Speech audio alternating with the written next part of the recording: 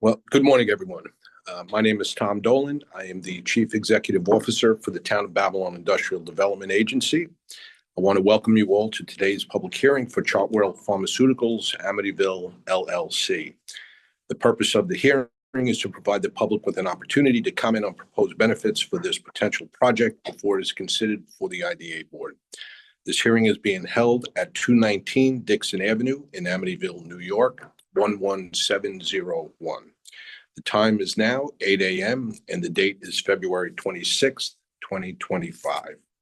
I will now read an excerpt of the public hearing notice that was originally published in Nassau and Suffolk editions of Newsday on Sunday, February 12th, and subsequently corrected and republished in the same editions on Saturday, February 22nd, 2025. Notice is hereby given pursuant to Article 18A of the General Municipal Law of the State of New York that the Town of Babylon Industrial Development Agency will hold a public hearing on the proposed granting of financial assistance to Chartwell Pharmaceuticals, Amityville, LLC, and Chartwell Realty, Amityville, LLC, with respect to a project consisting of the acquisition of approximately 170,500 square foot industrial campus facility located at that certain approximately 5.22 acre lot located at 225 Dixon Avenue, 219 Dixon Avenue, 10 Edison Street, 26 Edison Street, and 369 Bayview Avenue in Amityville, New York. The renovation and equipping of approximately 25,500 square foot industrial building located on a portion of the facility known as 26 Edison Street, and the equipping of an approximately 38,000 square foot industrial building located on a portion of the facility known as 369 Bayview Avenue, all for the use by the company in its business of manufacturing prescription drug products for the pharmaceutical industry. Pursuant to the applicable state law, the agency proposes to grant certain financial assistance with respect to the facility, including from New York State and local sales and use taxation, if any, an abatement from real property taxes and mortgage recording taxation, if any, as shall be determined by the agency. Pursuant to the act, the facility will be leased to the agency, shall be further leased to the owner, and shall be further subleased by the owner to the company and operated by the company. The company is Chartwell Pharmaceuticals, Amityville, LLC, 225 Dixon Avenue, 10 Edison Street, and 369 Bayview Avenue, Amityville, New York, 11701. The owner is Chartwell Realty Amityville, LLC, 225 Dixon Avenue, 10 Edison Street, and 369 Bayview Avenue, Amityville, New York, 11701. The facility location is 225 Dixon Avenue, 219 Dixon Avenue, 10 Edison Street, 26 Edison Street, 369 Bayview Avenue, Amityville, New York, 11701. The project application, together with a cost-benefit analysis with respect to the facility, was made available to the public prior to today's public hearing. Copies of these materials will be made available at babylonida.org/documents. Click on the search bar and enter Chartwell Pharmaceuticals, Amityville, LLC, and you will find the application for Chartwell Pharmaceuticals, Amityville, LLC for 2020. Participation at the hearing. The public was invited to submit comments concerning the project and proposed financial assistance prior to today's public hearing via phone, email, or mail. At this time, we have not received any comments.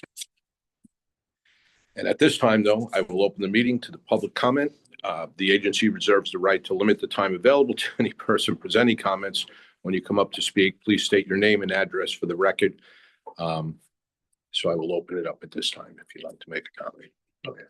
Here we go. Yes. I am Dennis Theory, familiar with the village of Amityville, 21 Ireland Place, Amityville, New York. I'm also here with Trustee Owen Brooks and Deputy Mayor Kevin Smith. And when I heard about this, we got the letter in the mail, certified letter, so I knew about it and heard about it. And I would just like to say I'm all in favor of the benefits to help you guys grow and to help you have a successful business here. And welcome to the neighborhood, and welcome to the village. But the impact that it's going to have on village taxes, we're a small little village, and it's, I looked at it, it's about 152,000 a year or so that we get from your properties right now. That's from the 3 different tax map lots that are on here. It's 5 properties, but I think it's 3 parcels, right? So, and that for a small village, that is a big impact on us. That could be a police car, that could be a chief's car for the fire department, it could be some other type of thing that we have to spend it on. It's just, you know, DPW trucks or something. And it's just, I would like to see if there's some way that we can work together with Chartwell to have you assist us and to fill in that little gap that we're gonna have, because we just starting our budget process right now. We're not sure how we're gonna be able to stay within the tax cap. If you've noticed, every municipality so far this year, every township has been busting the tax cap due to health benefits and pension costs and other rising costs.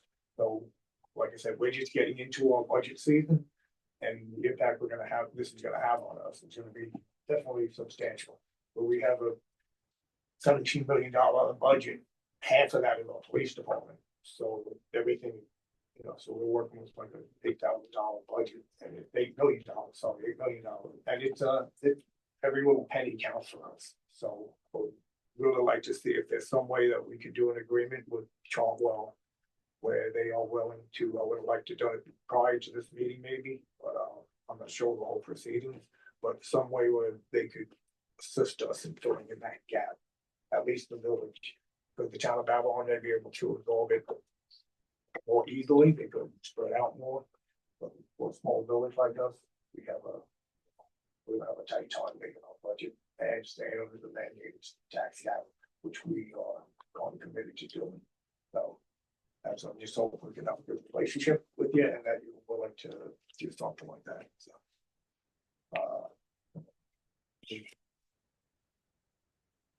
Thank you for your comments, man. Okay. Yeah, just to underscore what the mayor's saying here, we've got a couple of challenges coming up with the budget process in the village. The police department comprises about half of our overall budget. It's a big impact. And of course, that's all up for renegotiation this year as well. So we see pressures coming in from all directions. So we're just trying to stay one step ahead. Any assistance would be appreciated for sure. Yeah, I didn't sign up to speak, but I echo what my colleagues are saying, and it is a challenge for us.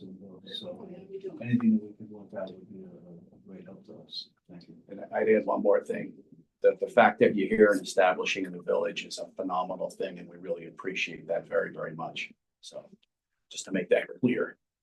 Yeah, just to give some background on what happened here at the plant. I mean, everyone knows what happened at Acorn, right? Sure. So Acorn filed bankruptcy and shut down all operations within a 24-hour notice.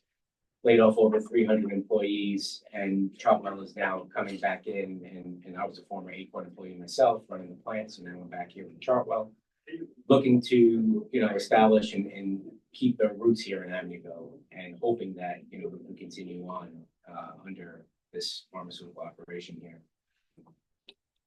Currently we have a little over 40 employees, looking to grow that. So, we want to be here for the long haul, but, definitely some incentives would help us accomplish that. Certainly. Yeah, that's totally understandable. We realize the financial economic impact of The alternative of what happened with Acorn is not what we want to see with Chartwell. Right, yeah. Nor do we. And on your note, The buildings were empty for about 8 months. It was not a good situation for either one, for the town, for the employees. So, yeah. But we definitely, we appreciate you definitely coming here to have filling that gap from Acorn. So that definitely, as Trustee Owen Brooks said too, with our police contract coming up for negotiation, we don't even know what that's going to hit us on. 2% at least on their $9 million. If they get 2%, they might even get more. Who knows? So that's a big hit on us too. And insurance costs. Besides the insurance, All the insurance costs. All are the just, other but that's, so I don't know what, that's a conversation on this, or Maybe that's something that could be, Michael, that's here. I just want to point out a couple of things on the economics of the deal. It's, you said it's $150,000 total for the whole campus village tax. The pilot starts out at a 60% reduction and then phases out back into the full tax.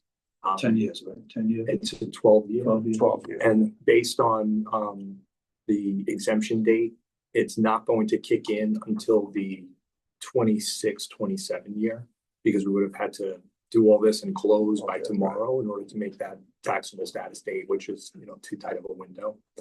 So the village isn't really going to see anything until, you know, around a year and a half or even more from now, when that December bill comes next year. Okay. And as Tom said, it's over 40 jobs, high paying, you know, over $100,000 on average. And the estimated net reduction to the village over the term of the pilot comes out to around 15,000 per job over the entire term for these people who are going to be, you know, working here, getting 100,000, phasing up for 12 years and hopefully more, and hopefully that grows as well. So. So good to hear that it's not gonna kick in till the 26-27 fiscal year, but that's also, yeah, so we'll have a better grasp on what, you know, it's gonna, the impact is gonna be on our budget. So that's gonna be, but it's still gonna be an impact one way or the other, so, I mean, like I said, just a police car alone is like $80,000, so that's right there, that's the first year that we're not gonna have for that police car. And the next year that it drops down to 70,000, whatever, 60,000. There's still things, I'm not saying to, yeah, I still want you to have your breaks and get what you need to do to survive. But I just would like to be less of a wallop on us if we didn't get, you know, if we had some type of benefit or something to not be such a large impact on us. So that's the good. I'm going to assume there's no more comments. At this time, this will all be part of the record. But with the no more requests to speak and public hearing, at this time, I'd like to close the public hearing.